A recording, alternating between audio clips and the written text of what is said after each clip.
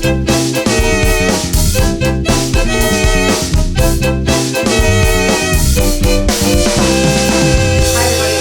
online piano tutor and the online violin tutor. Now today I'm going to be talking about exams. So this has been quite a requested video by you guys out there, wanting to know a little bit about exams, some information. Lots of you have got some questions and things, what happens in exams and maybe how to sort of prepare for the exams. So as an examiner myself, I've obviously done many exams personally when I was younger, going through all my grades, and now I sit on the other side of that as an examiner. So I can really give you guys a really good perspective of exams and what to expect from us as examiners, as well as you guys being candidates as well as in the exam. This video would be useful for anybody taking any instrument from clarinet, violin, piano, singing, absolutely anything at all. So I really hope that you guys find some help from this video. Question number one is, these are in no particular order by the way, when will I know the exam date? Well, with all the exam boards, or the main exam boards that you get, they will have say a date of they'll have a 4-week period of where the exams take place. Exams take place 3 times a year, Easter or spring, summer and winter exams. So roughly it would be, you know, it could be anything like the last 2 weeks in March to the first 2 weeks in April, very roughly, last 2 weeks in June to the first 2 weeks in July, and the last 2 weeks in November going into the first 2 weeks of December, very roughly. They do change every year and you would need to check on the exam board's website to see the exact dates. Now, they say that you need to make yourself available between that 4-week period. So of course, if you've got any holidays booked and things like that, it does make it a bit tricky. You can ask the exam boards to have a recommended date. So you could say, oh, I'm going on holiday between the 23rd and the 2nd of whatever. And they can avoid those dates as much as possible, but it might work out that they can't, in which case you would lose your exam fee for that. So as far as knowing the exam date, as teachers, we can only give you the actual time, the whole kind of 4 to 6 week period when the exams might take place. But as for when, we don't know. Once you've submitted your application to the exam board, you will normally receive by email or letter, or your teacher will anyway, from the exam board, about 2 weeks minimum. It's usually minimum of 2 weeks before your exam. You'll know the place, the date and the actual time. So number 2, how much will it cost? Well, this does vary from exam board. And you can find the information on the exam board websites, depending on what exam board you're taking, but it's roughly anywhere from, say, a grade 1 would be something like £30-ish, this is very roughly, going up to grade 8, which would be about £75-80. Again, I'm not going to tell you the pay scales or the fees for all the exam boards, otherwise I'll be here all day, but very roughly you could be looking anywhere between kind of £25-30 and 75, going all the way up to £75 to £80 for a grade 8 exam. But again, hopefully have a look on the exam board websites, it will tell you the exact amount that you need to pay per exam. How long is the exam? Well, depending on grades, the grade that you're taking will depend on the exam, and obviously the subject as well. Some subjects, as in you've got musical theatre grades, violin grades, piano grades, all that kind of thing, and that will factor in and depend on how long it will last. But on a very rough scale, a grade 1 of some sort will be roughly about 10 minutes. A grade 8, they usually allow 20 minutes or thereabouts, 20-25 minutes, something like that. Just because in grade 8, obviously you're doing more scales than you are in grade 1. The pieces are a lot bigger, the oral tests are a lot more complicated, so the examiner needs more time to go through all of that sort of thing. So anywhere between 10 minutes for grade 1 and around about 20-25 for about grade 8. So hopefully that should give you a rough indication. Do I need to pay in advance or on the day? You need to pay in advance. So either the teacher will pay initially when they're putting in all the applications and get the money back from all the students, or sometimes the students pay directly. It just kind of depends on teacher and how they want to work that system. But you will pay in advance for the exam like you probably would for any exam. Do I need to take my book? Yes, I recommend that all my students take their book, unless you really want to go into the exam and play these pieces by memory. That's entirely up to you. But in theory, yes, you would need to take your book with you. You are not required to, as far as I'm aware, you are not required to memorize any of your pieces for the exams. You have to memorise the scales and the arpeggios or your technical work, but for the pieces you are allowed the book in front of you. If you don't want to have the book in front of you and you want to play from memory, that's fine, go ahead and do that. But yes, you are allowed to take the book in front of you, and you will only play the 3 pieces that you've been working on from each list. So you won't have any other pieces sprung on you, apart from when you get to the sight reading, of course. But yes, you can take your book into the exam with you. What clothes do I wear? Well, you can pretty much wear anything. For most of my students that take exams, they are children, so they're at school. The exam is most likely to be probably during the daytime at some time. The exams run from 9 till 5, so chances are if you're a child you'll be in your school uniform. That's fine, that looks great, that's okay. If you're an adult, I would just suggest that, you know, it wouldn't hurt to perhaps wear just something smart, casual. You know, you don't have to go in there with, you know, a suit and tie and, you know, or a nice kind of sparkly dress or anything like that. It's just an exam, but just presentable, just, you know, if, like I say, just smart, casual, and that's fine.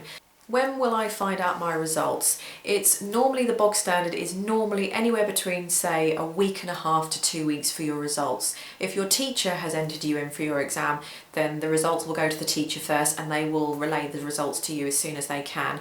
But I would say as a general rule, anywhere between kind of a week and a half to 2 weeks for the results to be processed. Where is the exam? Well, there are certain exam centres all up and down the country for all the exam boards. Again, you can find the information out on the website, or your teacher will tell you where this is. So obviously I couldn't generalise anywhere specifically, but there are lots of exam centres for the 3 exam boards. So there will be something, there should be something reasonably close to where you are, or just find your nearest centre. But there are lots of exam centres all around, so you shouldn't have problem finding one that's reasonably close to you. Who accompanies me on the piano? So this goes out to anybody that plays the clarinet or the violin, or something, any instrument that we need to be accompanied on the piano. Me personally, I like to accompany my violin students where I possibly can, just because I've got the benefit of hindsight, I've got the benefit of knowing the instrument, I've got the benefit of knowing my own students, so I can tell when something's not right, or you know, if they want to go a bit faster, a bit slower, or something's gone a bit wrong, it's easy for me to do that. Or it's easy for me to accompany them on the piano and compensate for them. I know the piece as well, I've played it, so I know from an accompanist's point of view and a performer's point of view as well. So I like to accompany them where I can. I don't always get a chance to accompany my violin students, simply because I sometimes don't always have the time to look at the music, because I obviously teach a lot, so I don't have time to look at the music all the time.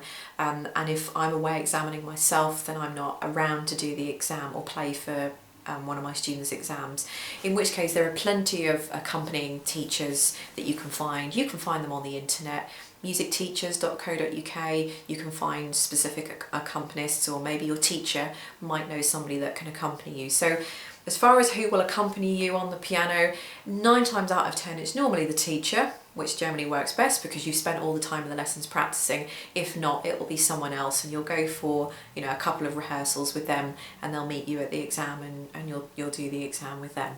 What happens when I get into the exam room? So if you are playing the piano, what you'll do, you'll go in first, sit down at the piano, get yourself comfortable.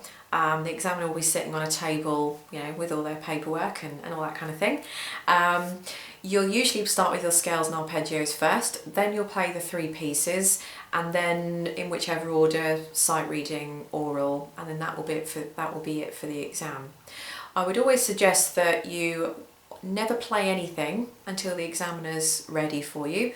From an examiner's point of view, you're normally finishing off writing the comments for the previous piece or for the scales. So it's just nice if, you know, if the candidate or you as the candidate just waits until the examiner's ready to concentrate and they're looking up, and they'll usually give you a nod or, yeah, go ahead, or in your own time or something like that. So just try to always, just have the courtesy to try to always wait until the examiner's ready. You get yourself ready, and then always start when you are ready. Never rush into anything. Get the brain in gear, engage the brain, think about what you're going to do, think about that first bar that you're going to play, control yourself, and then you're off and away. A lot of students, well, all of my students or anybody that I actually know that take exams get really, really nervous for exam. There's just something about playing a piece in front of one person in a room. I don't know what it is, but for me, I think I'd rather play in front of 500 people than I would in front of one person. I don't know why that is. It just is. And you've got the exam pressure as well, that you can only play it through once and someone's marking you, so you know you've got to get it right. But you've got to find a way to control your nerves as much as possible. And I think the key to not being nervous in an exam is preparation. Preparation, preparation, preparation. If you have practiced and practiced and practiced until you can't practice anymore, and everything is sounding really good, then there's no reason why it should go wrong in an exam. From an examiner's point of view, there's a difference between a candidate who is really good but they're just nervous and they're struggling with the nerves a little bit, or a candidate who just really just isn't prepared enough, and you can tell the difference between those two. So just be prepared, relax, control yourself, don't do anything until you are ready. Make sure the examiner's ready for you as well. But you know, it's your exam, you've paid for it. The examiners are on your side. The examiners are there to reward you for your year's worth of, or whatever it is, worth of hard work. We're not against you, we're there to reward you and give you a certificate for your work. We're testing your knowledge to see what you can do and how you can perform it. Which is all part of the exam as well, you know, but we're not against you, we're not out to get you or to catch you out or anything. We're there just to test you, just so you can prove to us how hard you've worked. So don't think of it as an exam. Just think of it as you proving to someone, or you proving to an examiner, that you can do what you really have worked hard for. And you know, you'll only, as my teacher used to say to me, you will only get out what you put in. If you put nothing in, you get nothing out. So, you know, if you go to the extra effort of putting in a lot of work and you can't do any more, then that will be the mark that you will get. You will get a reflective mark based on how much work you've put in.